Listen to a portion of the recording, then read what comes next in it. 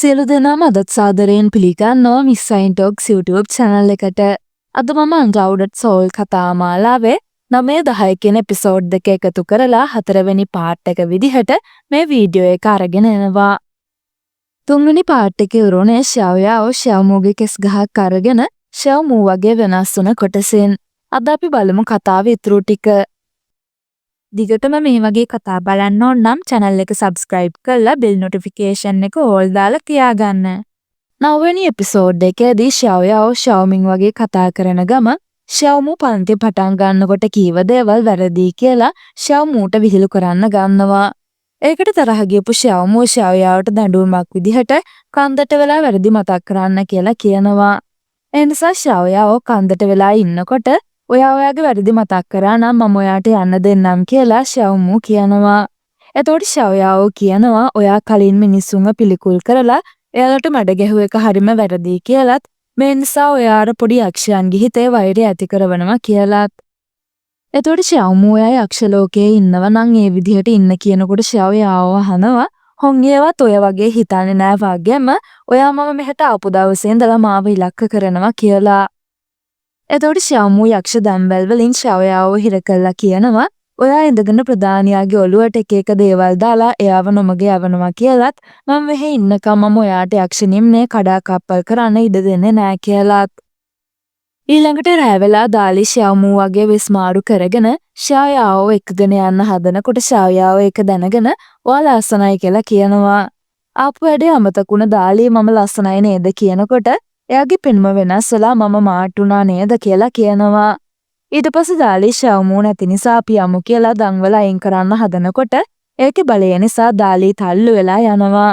එතකොට ෂාවයාව ඒ දෙන්නට යන්න කියලා කියනවා ෂාවමූ දැනගත්තොත් ඔයාලටත් දඬුවම් කරයි කියලා.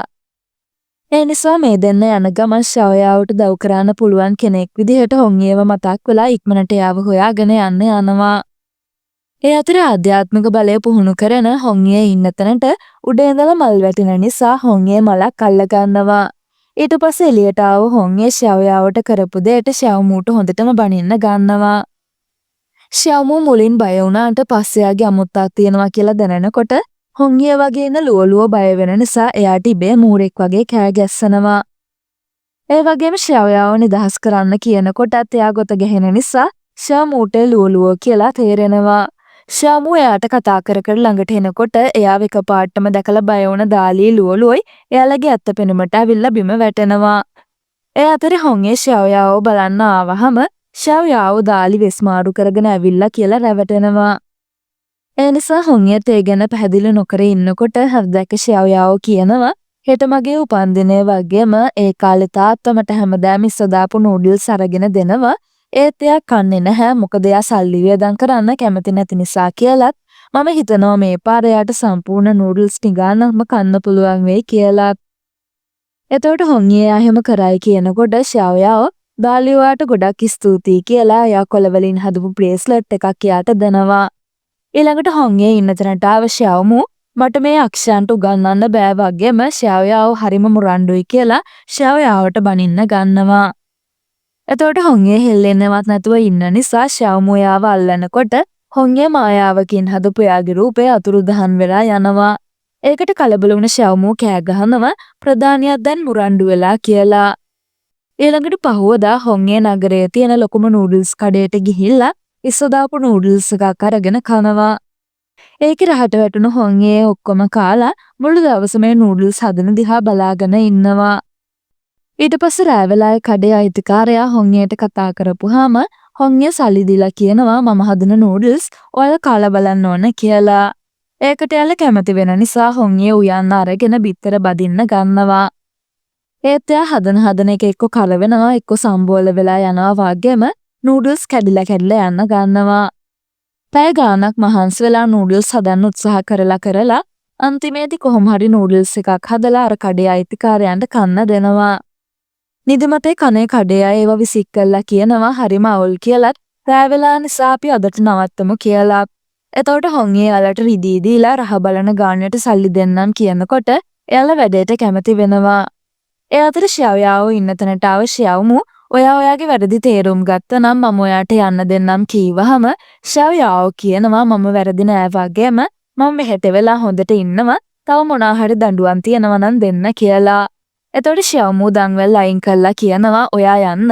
ඔයා බුද්ධිමත් වුණාට පාලනයක් නැතුව වැඩ කරනවා කියලත් ඔයා එහෙම කරන එකෙන් ඔයා කවදා හරි මේ ලෝක දෙකටම විපතක් ගේනවා කියලා.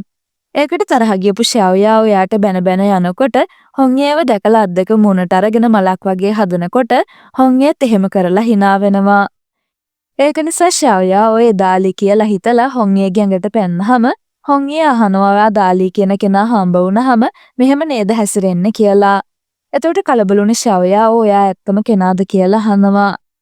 එතකොට හොංගේ අද ඔයාගේ උපන්දිනේ නිසා නූඩල්ස් කන්න යමු කියලා ෂාවයාව එක්කගෙන අර කඩේට යනවා. ෂාවයාවගේ අතින් අල්ලගෙන එක්කගෙන එන හොංගේ කඩේ අයිතිකාරයන්ට සල්ලි දීලා යවලා ෂාවයාව ඉස්සරහම නූඩල්ස් හදන්න ගන්නවා.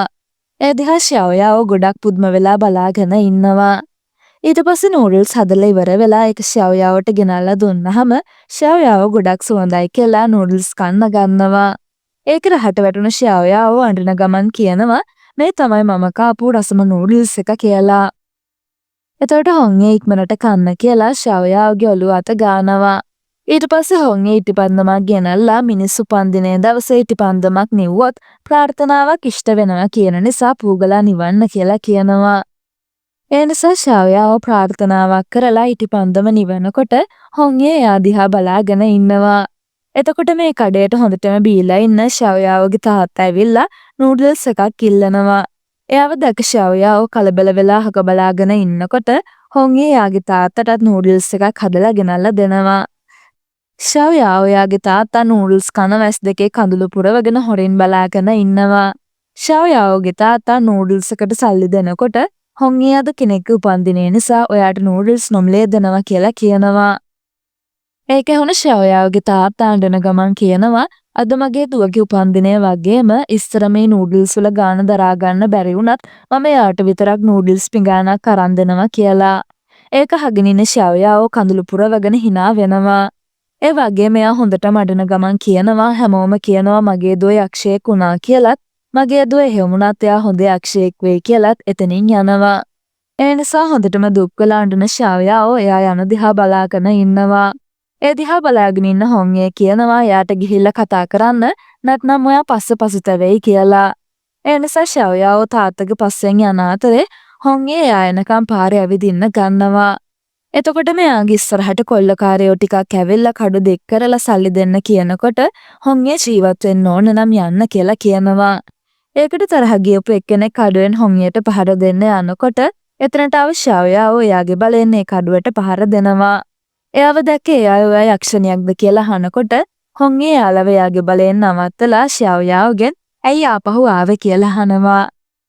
එතකොට ෂාවයාව කියනවා මට තව නූඩල්ස් කන්න ඕනවා වගේම මිනිස් ජීවිතේ කෙටි නිසා පස්සේ එන දේවල් ගැන හිතන්නේ නැතුව අපි හදවතට අනුව වැඩ කරනවා කියලා. ඒක අහපු හොංගේ අර මිනිස්සුන්ට පහර දීලා ෂාවයාව ගිනෙන් අල්ලගෙන වහලයක් උඩට අරගෙන යනවා.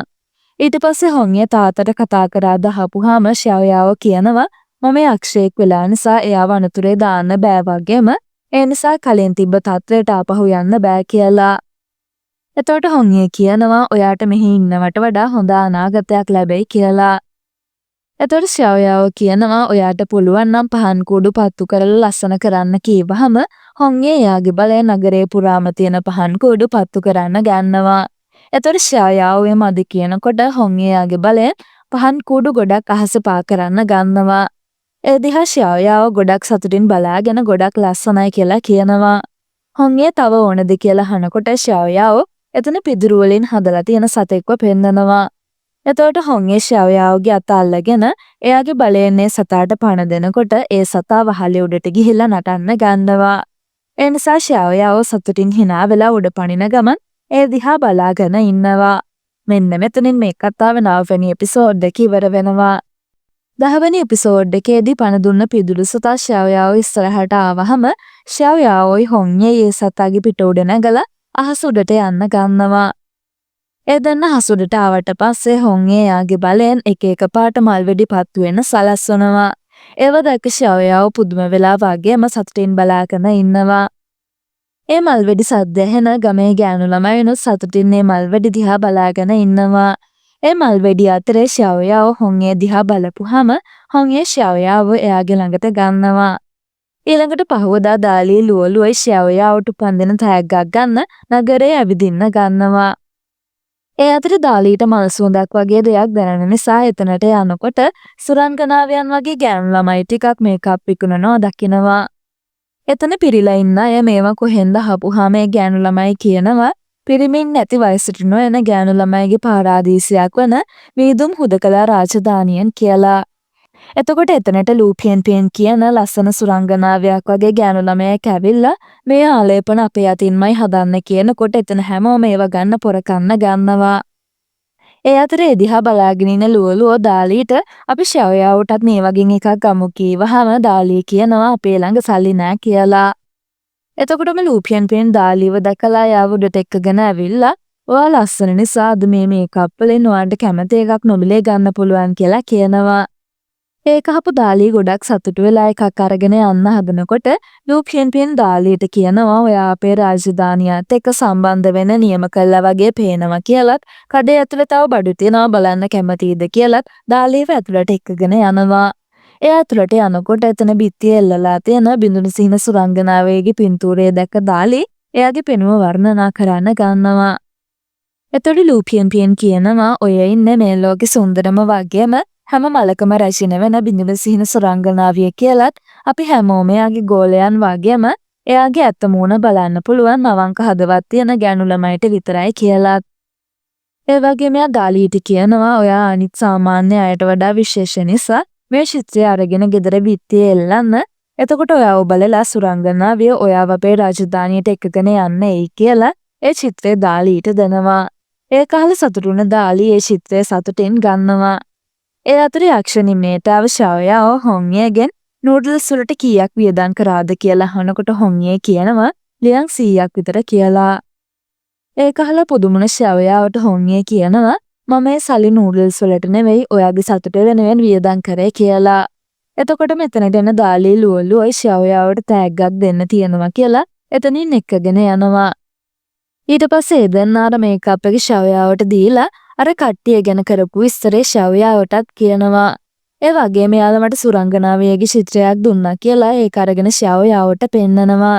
ඒක දැකපු ෂාවයාවට මෙයා එදා යාළුව වසඟ කරන්න හදපු කෙනා කියලා මතක් වෙලා කලබලෙන්නේ බඩු ඔක්කොම විසිකනකොට ඒ චිත්‍රයෙන් එලියක් ඇවිල්ලා පලාතම කළු වෙලා යන්න ගන්නවා. ඒත් එක්කමට සුරංගනාවියන් වගේ හිටපු ගෑනු ළමයි 4 දෙනා එතනට ඇවිල්ලා පියන් දාලීට කියනවා අපි ඔය යක්ෂයෙක් කියලා දැනගෙන හිටපු නිසායි අපිට මෙහෙට එන්න පාර හදාගන්න ඔයාව තෝරගත්ත කියලා. එතකොට ෂාවයාව ගින්දර අරගෙන පහර දුන්නට පියන් ඒක යාගේ බලයෙන් නිවලා දානවා. ඒ නිසා ෂාවයාව හොංයට කතා කරන්න එතනින් පැනලා යන අතරේ දාලීවයි ලුවලුවවයි ඒ කට්ටිය අල්ල ගන්නවා. ෂාවයාව කැලේ මැදට යනකොට එක පැත්තකින් පියන් පස්සෙන් පන්නනවා වගේම තව පැත්තකින් යින්නින් කියන කෙනා එනවා.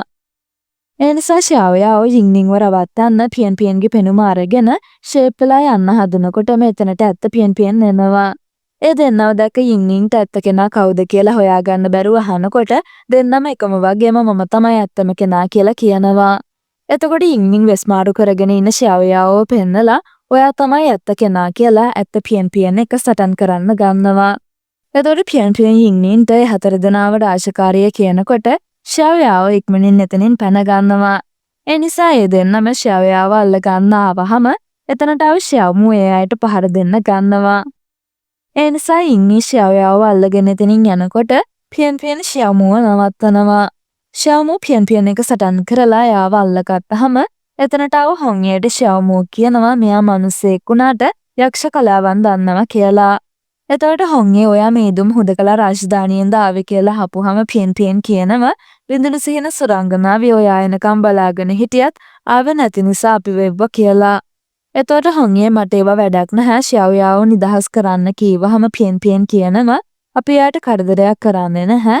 අපිට ඕනවා සුරංගනාවියත් එක්ක ඇවිල්ලා කතා කරන්න හෙට යන එක විතරයි කියලා. ඒ නිසා එල ෂාවයාව ඇතුළු කට්ටිය අල්ලගෙන ඉන්න තැනට ආවහම එතනට මතුවෙන බිඳුනු සිහින සුරංගනාවිය කියනවා ඔයා ගිය පාර කුංලුන් කණ්ණාඩිය හොයාගෙන ඒක මිනිස්සුන්ට දීලා ජීවිතනොත් වන්දි කෙව්වා. ආපහු ඔයා කරුණාවන්තකම මිනිස්සුන්ට රැවටෙන්න පුළුවන් නිසා මම ඔයා එක ටිකක් කතා කරන්න කැමතියි කියලා. එතකොට හොංගේ මට එහෙම ඕනේ නෑ කීවහම පියෙන් පියෙන් මකුලුවෙක් වගේ සතෙක්ව පෙන්නනවා. ඒක දැක ෂයවුමුවේ විෂ කියනකොට බිඳුණු සින සුරංගනාවිය කියනවා ඔයා මේ විෂ ගත්තොත් මම මේ හැමෝම නිදහස් කරන්නම් කියලා. එතකොට මේ පියෙන් පියන්නේ මකුලුවව ෂයවයාවගේ පැත්තට යවනකොට ඒක දැක්ක හොංගේ ඉක්මනින් ගිහිල්ලා එයාගේ අත අල්ලන නිසා ඒ විෂය එයාගේ අත ඇතුළට යනවා. එතකොට බිඳුණු සිහින සුරංගනාවිය කියනවා ඔයාගේ බලය කොච්චර වැඩි වුණත් හදවත විනාශ කරන මේ විෂ නිසා ඔයාට දවස් 7යි තියෙන්නේ. ඒ නිසා ඉක්මනට අපේ රාජධානියට එන්න කියලා. ඊට පස්සේ යාලා යන නිසා ෂාවයාව හොංගේගේ අත බලලා දුක් වෙනකොට හොංගේ යාව වැළඳ ගන්නවා. ඊළඟට හොංගේ යක්ෂයන්ව ගෙන්නලා කියනවා බිඳුණු සිහින සුරංගනාවිය ඉස්සර අමරණීය කෙනෙක් වුණත් එයා මිනිසෙක් එක්ක ආදරයෙන් බැඳිලා අනවසරයෙන් එයා එක්ක විවාහ වුණා.